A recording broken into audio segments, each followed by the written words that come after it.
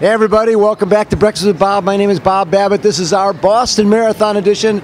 We are presented and hosted by Hyland, Stop Your Cramp, Not Your Race, and by Polar, Chase Your Destiny. We have three very fast teachers who are joining us. John Ladesic. John, how you doing? I'm doing well. We got Bethany Brown next to me and Kim Van Acker. Yes. So, you guys, first I want to find out how you guys were surprised by Hyland's. How did they let you know that you were on this team? Let's start with you. Well, a lot of the teammates who had been chosen earlier, they found out, and we saw on Facebook these grand reveals of balloons and surprise knocks on their doors, and so we were all kind of anticipating as finalists we were going to get that surprise at school. And every time I would have my principal come in my room, I would think, oh my gosh, you're here to tell me?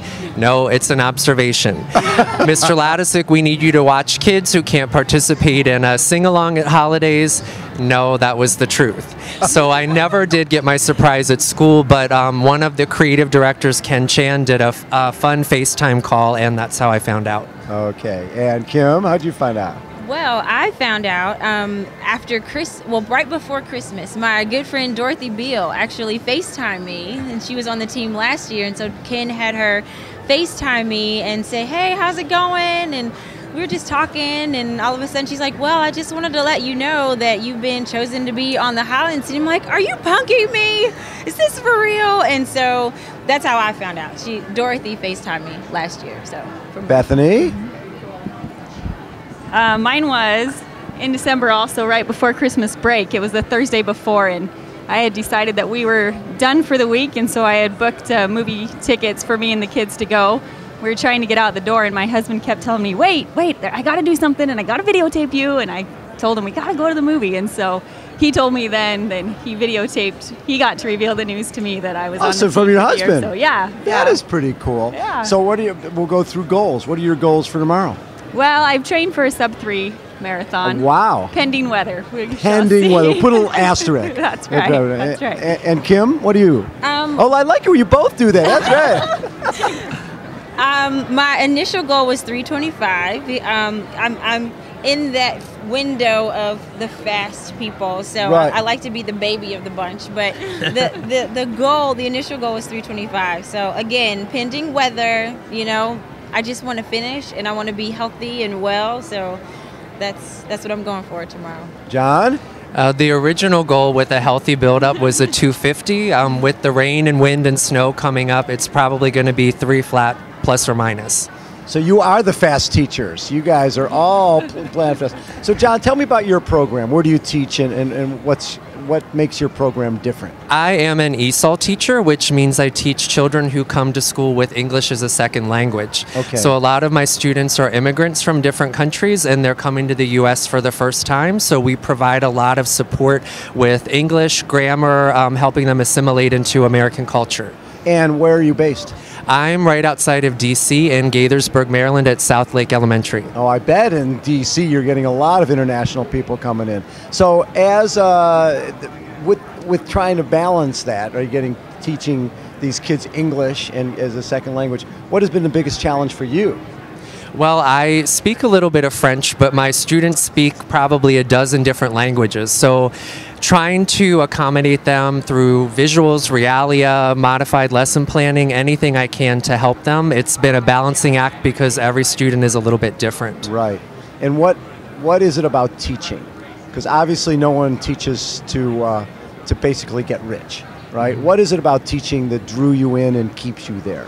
I had some really good teachers in my experience. My 5th grade teacher ended up being my college professor when I was studying early childhood. So getting to see her as an adult teacher compared to a 5th grade, it was just that inspiration that she instilled in me carried through all the way into college. So I was inspired by her in 5th grade, and to see her coach me as an adult was really cool in college. That's cool. Now, Kim, for you, where are you teaching at? So I teach in Virginia. I teach at a middle school in Loudoun County, so I'm not very far from him in Maryland, and I'm a special education teacher. Oh, So very cool. This is my 11th year. I've worked with a range of students from elementary school to middle school, from autism, Down syndrome. I've had a student with hearing impairment across the years, and so I get to work with the students who generally have a lot of challenges with learning, a lot of challenges with progress on these standardized assessments, Yes. and just kind of helping them navigate the world through all of their learning challenges. What's the best part?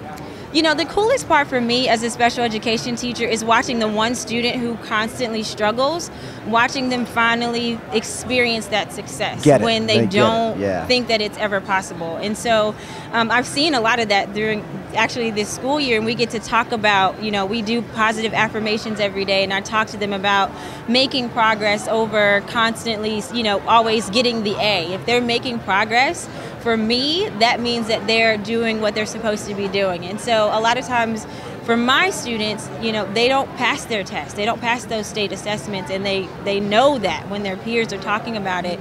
So encouraging them to see that they are making progress is the thing that is important to me. So for you, Bethany, the same thing. So talk a little bit about, you know, the kids you work with and what's special about it. What do you like about what you do? So I teach kindergarten. Oh, that's what you like about it. Oh, the best. How can you not love that? That's right? the best. Yeah. So I get to teach them how to read. That's probably the most exciting thing. They think I'm a rock star no matter what I do. Easy to please. Easy to get excited. Exactly right. If I'm excited about it, they're excited about it.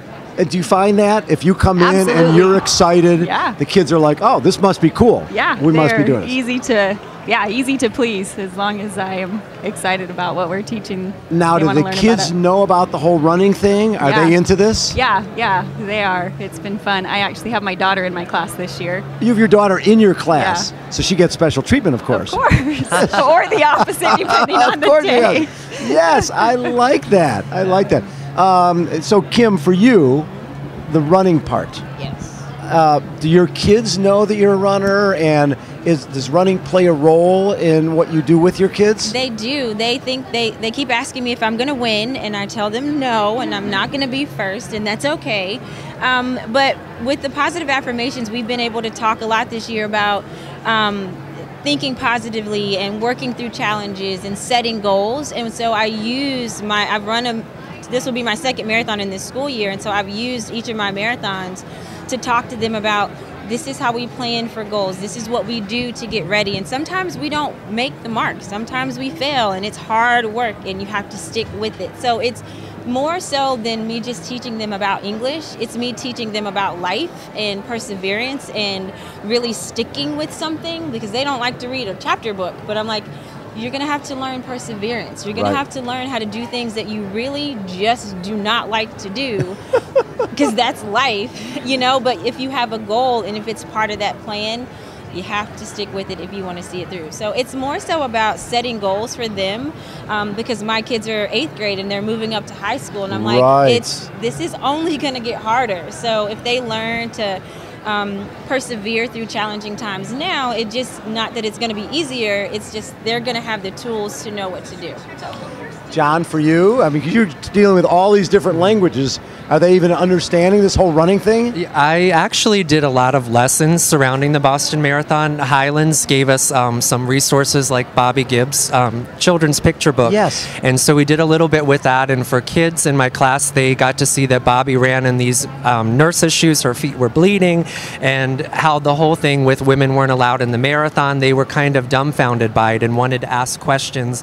Why not? And what can we do to change that? So it really has spiraled a lot of conversation in my school. And when we already went through your particular goals. What have you learned? This has been a collection of 17 amazing teachers. And the one thing I've learned is you guys are all incredibly dynamic. And I certainly wish I had all of you as my teacher back in the day.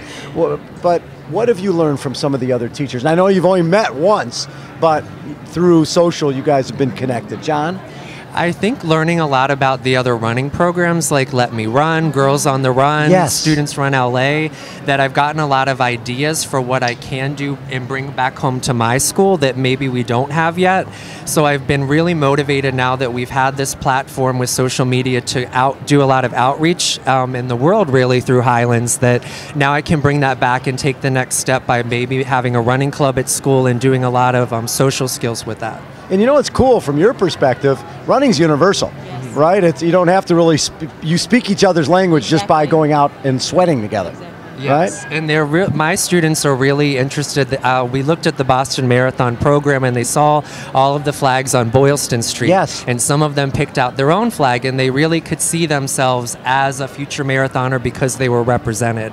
So it really is an international event here at Boston, and it reminds me a lot of my students. That is very cool. I didn't think about that. Kim, for you? Everybody has a different story to tell in terms of the whole process that we've gone through in the last few months, and just seeing everybody's point of view on how they manage the day-to-day things that I'm doing in Virginia and she's in Utah, managing home life and kids and vacations and their curriculum and meetings. And so I think I've learned that I'm not alone in this. I want to be a really good runner, and I also want to be a really good teacher and a really good mom and a really good wife. And so I think everybody's doing the same thing, and we've got this like club of friends that we didn't know we needed until we were all picked to be on this team. I've already asked if we can have like a post marathon like support group, because it's been so amazing to learn from each other. So it's really cool. Everybody's awesome. You know what I really like about that? Back in the day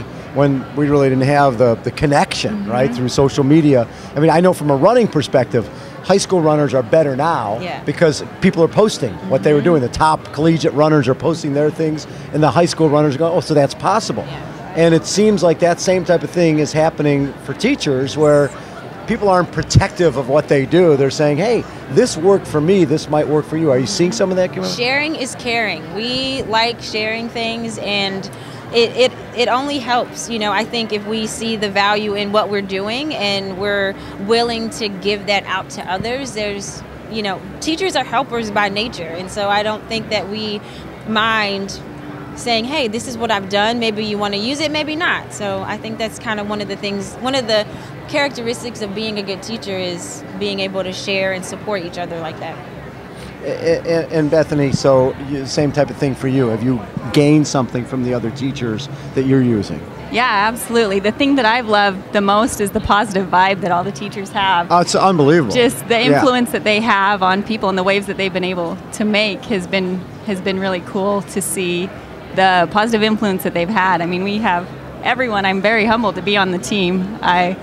We've got some big name people on our team, I feel like, that are nationally known, and it's been fun. Teachers are really passionate people. They are definitely very passionate people. And so are runners, and so it's pretty cool to get a group of people together that are passionate about running and kids. And Now, is your background running, Bethany? I was a sprinter. Oh, in high school? In high school, yeah. In junior 100, high. 200, that type of thing? 4x100 relay. Oh. We still have the record back at my high school. Really? From 1996. Wow. Wow, 20 years, you still hold the record. I know, I'm getting old. That's very cool. That is very cool. Yeah. And then when did you go from something that takes, 15, 20 seconds to something that takes hours? So after I had during my first pregnancy, I ran the whole time. Whole time. Wow. The day before I delivered, I ran.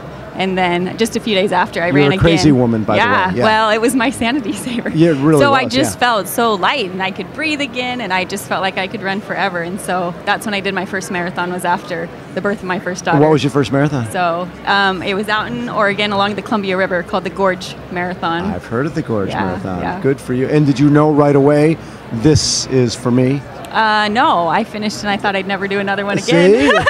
It's either this is the greatest thing ever, or I will never do this again. And when did you change your mind and decide, well, maybe a few months later? Yeah. And tomorrow will be Marathon 39, so yeah. I've learned. You've learned that. I say those things, but I don't mean them. You don't mean them. They only in the moment. Right. And how do you get through, when race day is sort of its own world, right? Yeah. You go through God, it's cold out, this is awful.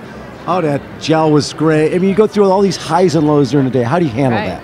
Yeah, well, I've done enough that I know there are going to be highs and lows in every race, really. Right. Even, my best is a 2:55.